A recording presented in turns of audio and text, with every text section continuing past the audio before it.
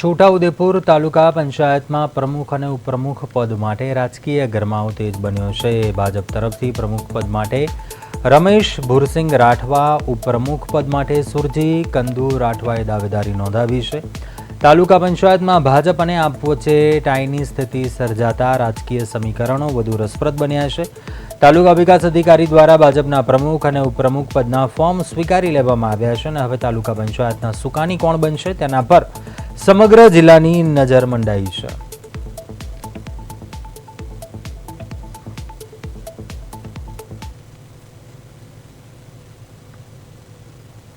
છોટાઉદેપુર તાલુકા પંચાયતના પ્રમુખ તરીકે રાઠવા રમેશભાઈ ભુરસિંગભાઈનું ફોર્મ ભર્યું છે અને ઉપપ્રમુખ તરીકે રાઠવા સુરજીભાઈ કંદુભાઈનું ફોર્મ ભર્યું છે અને છોટાઉદેપુર તાલુકામાં 13 સભ્યો છે, જેથી ટાઈ પડેલી છે।